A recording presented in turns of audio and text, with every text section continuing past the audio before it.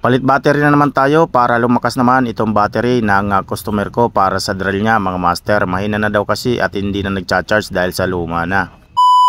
Welcome back mga master, another day, another customer mga master. Ito po ay drill battery, napapalitan natin ng bagong battery dahil hindi na daw nagcha-charge sabi ng may-ari. Bali ito nga pala mga master ay 14 volts, kita nyo naman 4 na pirasong battery na naka-series. At yun ipapalit natin dyan mga master na battery ay syempre yung mas mataas yung capacity para mas matagal naman malubat. At itong na nga mga master tinatanggal ko na para matanggal na rin at mapalitan na rin natin ng battery. Itong BMS din ang ating gagamitin mga master kaya kinalas ko na dito yung BMS nya. At syempre dandan lang tayo sa pagtanggal mga master kasi baka magka-damage yung kanyang flex na mismong board ng BMS na to. Lalong lalo na kung mataas yung wattage ng inyong gamit na soldering iron. At ito na nga mga master, natanggal na natin yung hinang ng mismong BMS at binaklas ko na nga mga master. At ito yung ating ipapalit na battery mga master, yung mas mataas yung capacity syempre at rated kumpara dito sa dati niyang battery. At ito na nga mga master, lagyan muna natin ng insulator ring para sip na sip yung ating buboy na battery. At dito na nga mga master, nilagyan ko na rin ng glue para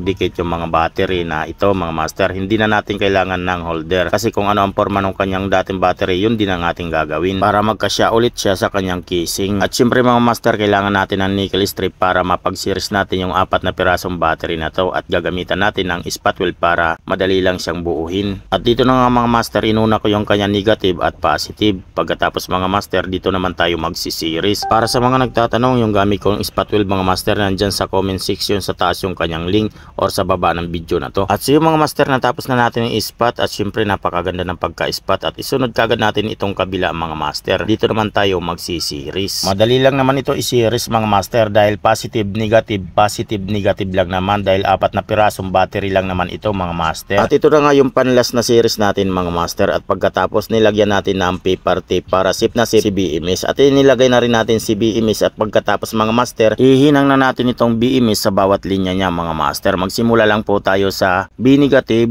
B1, B2, B3 at B4 mga master dahil 4 na series mga master. Bali ito po ay 14 volts. Ang full charge po nito ay 16 volts mga master. Kasi 18650 battery po ito mga master. May nominal voltage ang bawat isang battery na 3.7 volts. Bali ang full charge niya bawat isang battery ay 4.2 volts. Bali nag-series tayo ng 3.7 volts 4 magiging 14.8 volts nominal voltage. Max charging niya ay 16.8 volts mga master. At dito na nga mga master dahil natapos na tayo, testerin muna natin. Ayan, all goods mga master yung ating binuo at lalagyan na natin ng paper tape mga master. Ayan, magkabila ang gilid para sip na sip yung ating battery bago natin ilagay sa kanyang casing. Bago ang lahat mga master, baka pwede naman makahingi ng like dyan at ishare nyo na rin itong video na to. Sa pamamagitan ng inyong like at share mga master, malaking tulong na po iyon sa paggagawa natin ng mga tutorial video. At syempre kung ikay nakapalo sa akin page na to ay updated ka palagi sa mga ina-upload kong araw-araw na mga video. At dito na nga mga master, tapos na tayo at i-charge na natin itong battery ni sir para full charge na pag ipinadala natin sa kanya. Ayan mga master, nagcha-charge siya. So maraming salamat sa inyong sulit na panonood dyan. Hanggang sa muli